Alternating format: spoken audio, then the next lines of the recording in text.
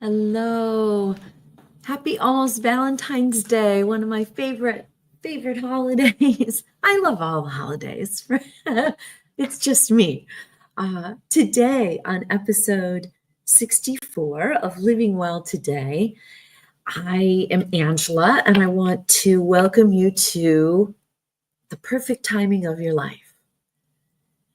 Divine timing and how to move from force to flow. It's not an easy thing, right? We think that if we strong arm something, if we immediately just continue to take action and put our shoulder into something, we can make something happen, right? And that works. It can work. Usually takes longer. Usually is more painful.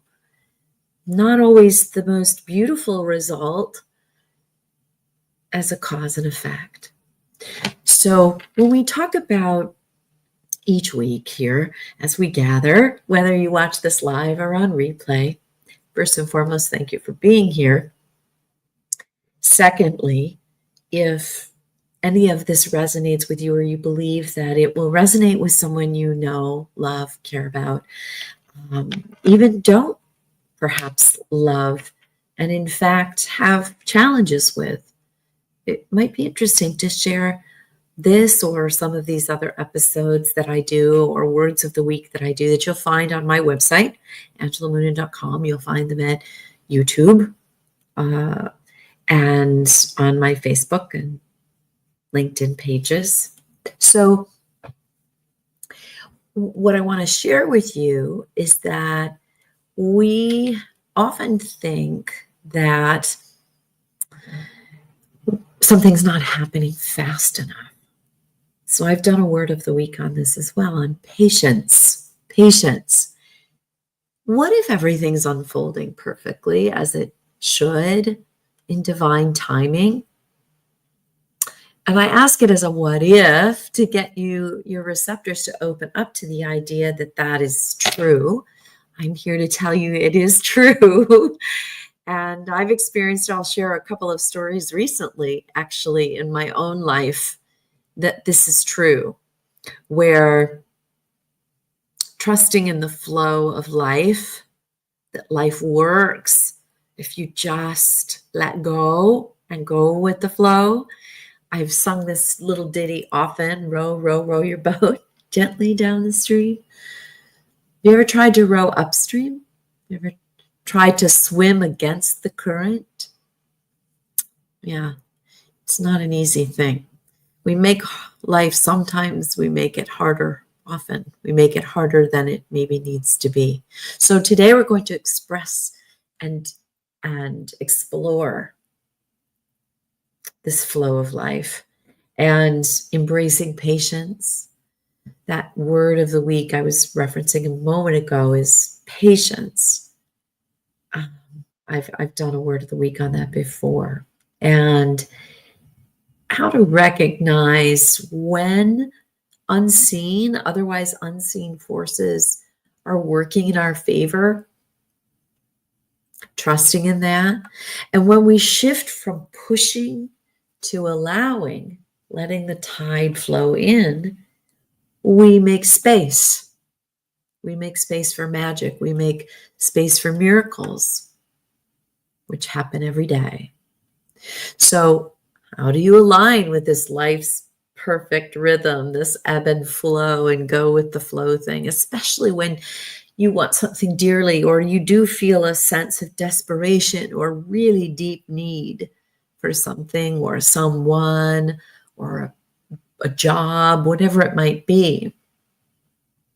We're going to talk about that and how deeply powerful divine timing is, and trusting in that life is unfolding exactly as it should. What if the delays, this is the other thing we're going to talk about, what if the delays, the detours, unexpected shifts are actually guiding you towards something better? Perfect rhythm of life. Can you suspend any disbelief for just the next 20 minutes or so? We live in a fast-paced world, right? And faster seemingly every day. We're conditioned from a very young age at pre-K, get in line, hustle along, come on, finish your lunch, finish your snack, finish your work. We're under, the teacher's up at the front of the room. Come on. There's a timer that says, okay, class done. Hurry up. You have 2.5 minutes to get to your next class. Or you're going to get a late, you're going to need to get a late pass from the office. We're conditioned and charged with move, push, make it happen, meet the deadline. And that we can control everything. We can control the clock. We can control how much work we shove into a minute. But life has its own. I talked about this a few weeks ago at the turning of the new year. We're like, okay, it's January 1. What's your plan? What are your resolutions? How are you going to make it happen? Make it happen this year. So, but the seasonal rhythms of life on planet Earth, just like nature, for us, you can't force a flower to bloom before it's time. What happens if you try to pry? Yes, you can pry the petals open. You can make it happen. But it looks forced. It doesn't look beautiful. It doesn't look natural. It's not as becoming and blooming and beautiful as it could be if you allow it to unfold in its own time. You are like the flower. We are like the flower. It's about allowing us to become in our own time. And when I say own, divine, bigger, something bigger than ourselves. Our higher selves know what's best for us at all times. So I've had this happen with me before. When I wanted a particular home, I've bought and sold many homes in my life. I'm a bit of a nomad. Yes, because I love new experiences and new sights and sounds and smells and views and vistas. And our homes are an expression of us, an outward manifestation reflecting back to us of where we are at in our lives and the comfort and the security. They say bloom where you are planted. Well, this has happened actually twice.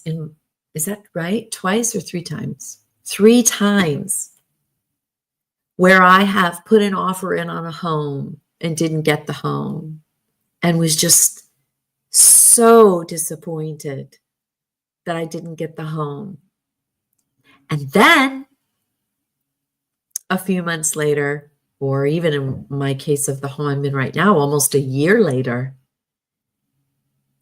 something better in its place. And you think, oh my goodness, thank goodness. Have you ever said that about a relationship? So devastated at the time that it ended. But looking back now, so thankful that it ended as it did, or when it did, or right, that something else came along better. And maybe it wasn't necessarily another person, but that breakup allowed you to move to a new place where you found a new job or made a new best friend or experienced a spiritual awakening. I mean, you don't know, right? That's when that trusting in the flow and handing it over to the universe, handing it over to God and saying, I believe, I have faith, I trust in all in right time.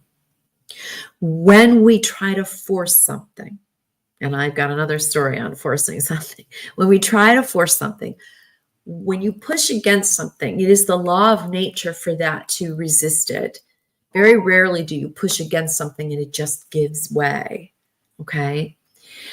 Have you ever been trying to get something off a lid of a jar or something, open some kind of door or something, and then you just let go and just, you can't get it. Through brute force, you can't get it.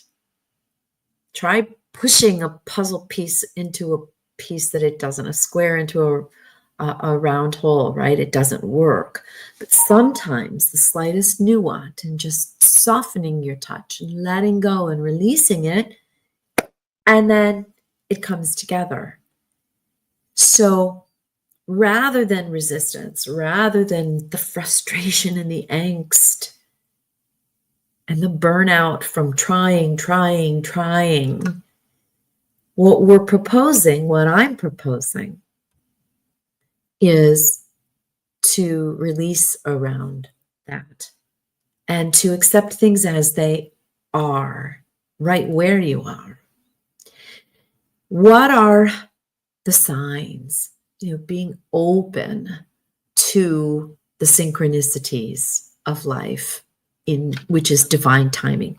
Synchronicity is a sign of divine timing. So it's the little coincidences that confirm you're on the right path. Delays that protect you. Sometimes a no is just a not yet, not quite yet. We are being prepared. We're learning and strengthening muscles that we're going to need for where we're going. I share this with my daughter often. A no is a not yet, not quite in this way. There's something more beautiful, more purposeful, more for you, for ultimately the journey that you are designed to take, that's down the road that you can't see from this particular vantage point. That's when you have to kick in your faith.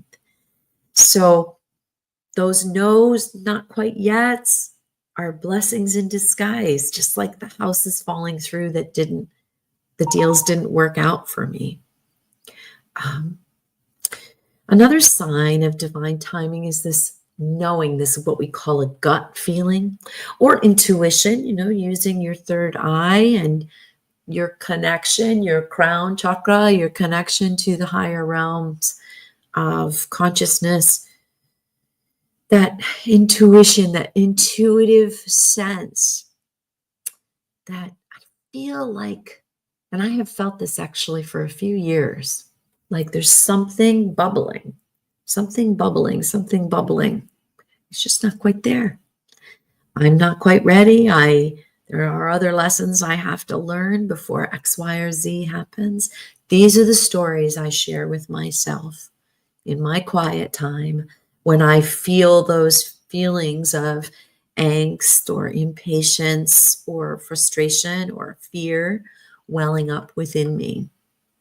I shift over into faith instead of frustration.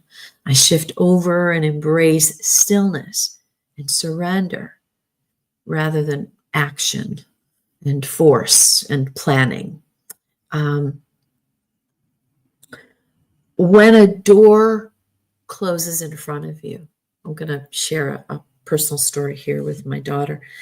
She's been seeking a new position and wanting to make a physical move to a different city, a big city. And her boyfriend went ahead of her. And he had a promotion and went ahead of her with the understanding, he'd get there, he'd get settled. They picked out an apartment together, and she would come when she could. Well, late night phone calls and texts. This is awful. This is horrible. I just, it's not lining up. It's not happening. Interview after interview. This went on for several months. And she was really pumped. This one company flew her down and everything. And she was really pumped about this one opportunity. And it didn't pan out. But I'll tell you, the whole time I had this kind of intuitive knowing, this sense that while exciting on the surface, is that the healthiest, happiest place for her to land? I'm not sure that's of her constitution, what she was going to, I knew invariably she was going to be asked to do.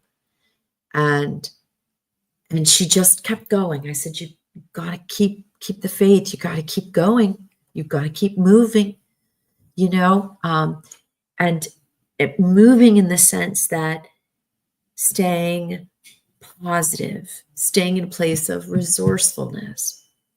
And we would talk, and I would send her a meditation or an exercise or some affirmations, prayers. I certainly said my prayers for her as well. And she interviewed for another position. She really, then she was like, this feels like me. This feels like me. And I really want this one. I said, okay, practice the feeling of when they call you to tell you, or email to tell you you're being offered the position. What's that going to feel like? And start practicing that feeling now. And in divine timing, by letting go and going with the flow, things will line up. That was on a Wednesday. On Friday, she got a request to review her, to give them her recommendation sources, referral sources. Good sign. And by Monday, she was sent a offer letter, which she in turn accepted and is literally leaving this Thursday. So it was 8 days. 8 days from the time that she went through that exercise. And I'll tell you what the exercise was. Together, we reviewed the universal laws. The universal laws. And I encouraged her to stay in that place.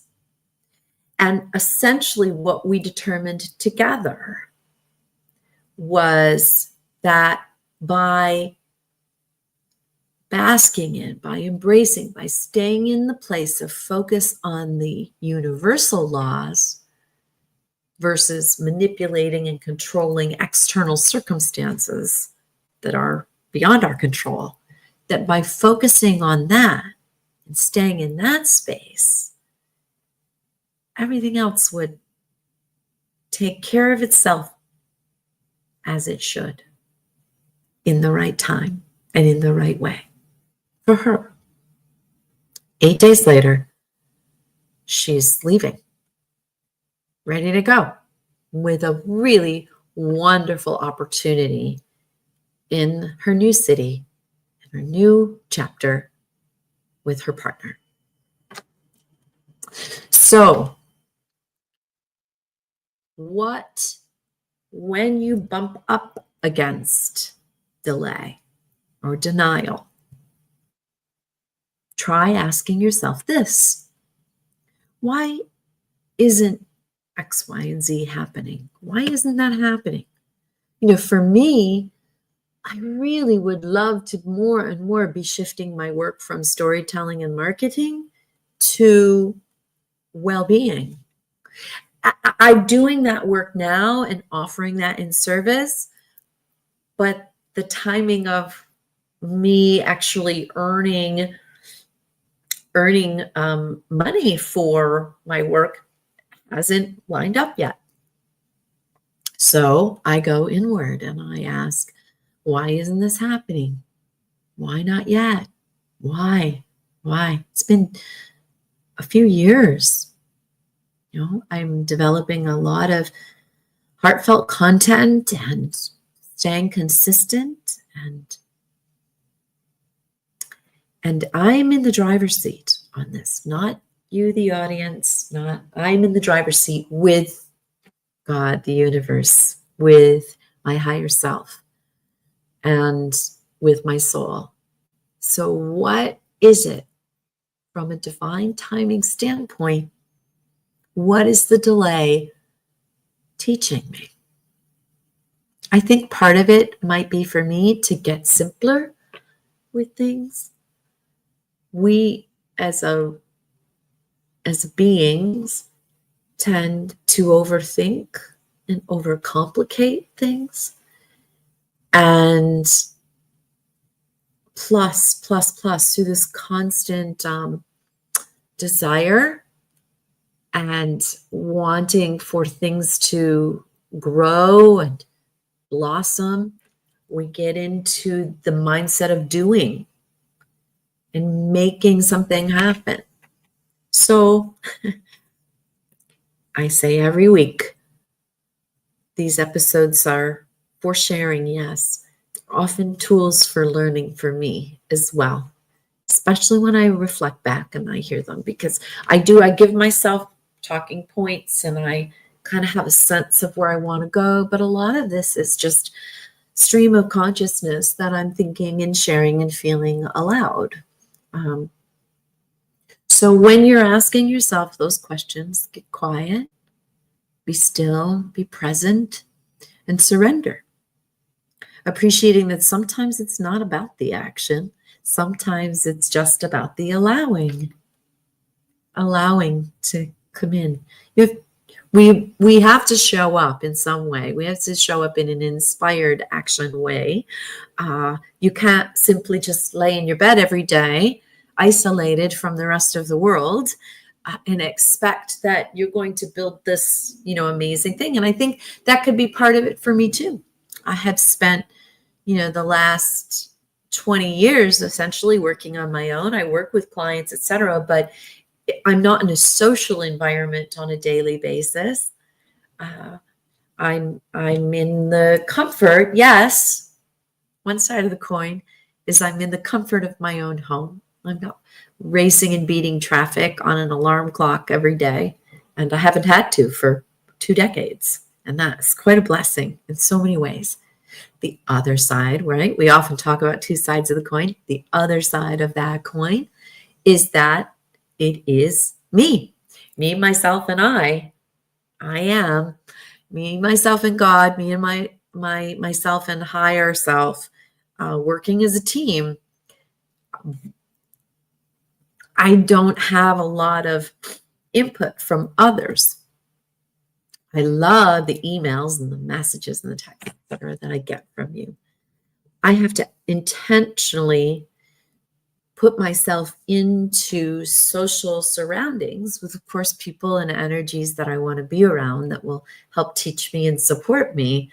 Nonetheless, I have to actively put myself in those scenes, those scenarios, because it doesn't naturally happen right now, given the setup of my life. And I'm beginning to think, beginning to feel, I should say, that I think I need more immersion with others. And maybe that is the opening. We shall see. My soul knows. But practicing gratitude, as I said, that's a blessing that I've had, not to awake to an alarm clock for the amount of years that is the case for me. So I asked, what if this season of waiting is really preparing me for something greater? And so I write about it. I record about it. I meditate on it. And I listen to other teachers. What I'm learning, that is less and less. It's really fascinating. What I'm learning is that I am becoming my own best teacher, always in partnership with Source, with all that is, but trusting my own guidance system.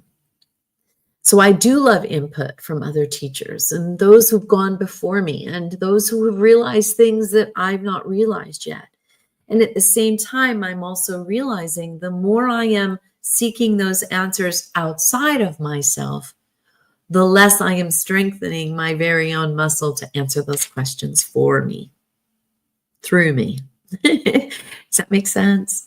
Here are some closing thoughts about divine timing and trust.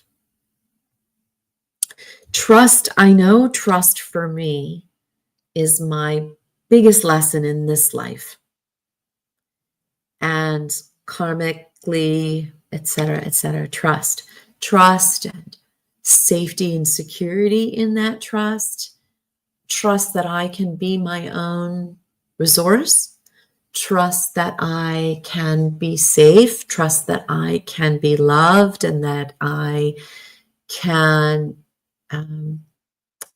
be realized. and realize beauty, the things that bring me joy, trust in all those things. Really, ultimately, trust in all that is and in timing. It's my greatest lesson in this life. I hope I get a century to learn it.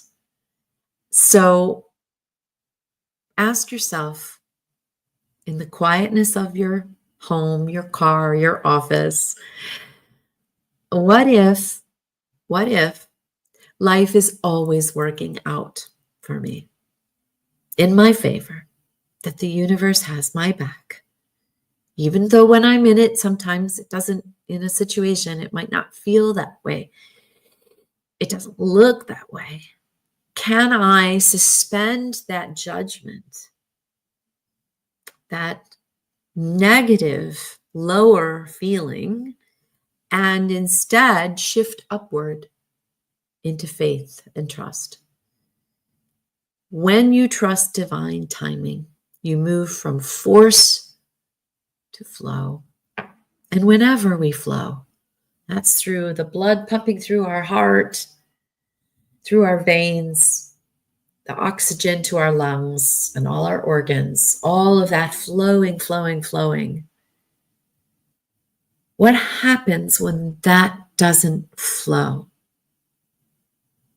When oxygen doesn't flow to the rest of your body, when blood doesn't flow to a particular part of it, what happens? Not good things. So that is metaphor as well as literal for other aspects of our life. All aspects of our life. Going with the flow isn't just a saying, it's a life mantra.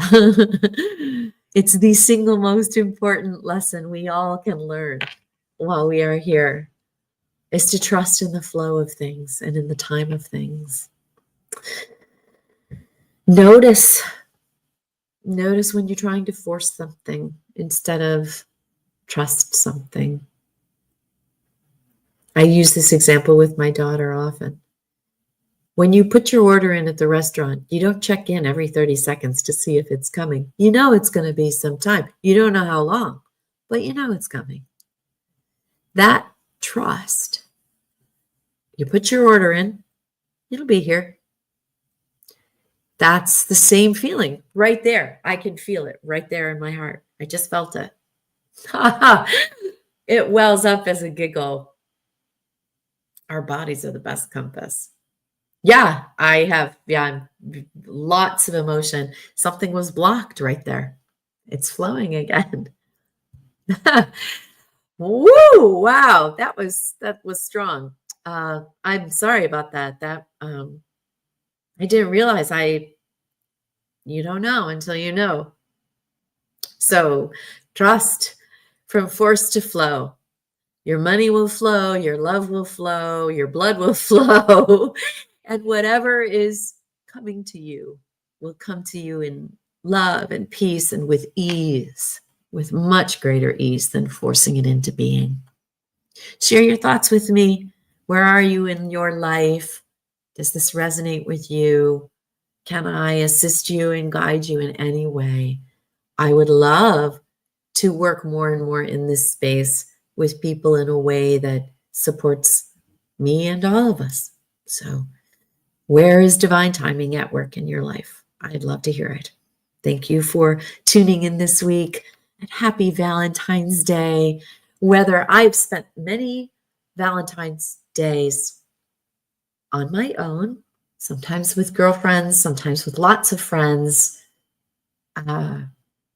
sometimes my family, always with Source. This year, I get to celebrate Valentine's Day with my partner, my love, and I'm so grateful. Happy Valentine's Day, all. Sending you much love wherever you are in the world, now and always.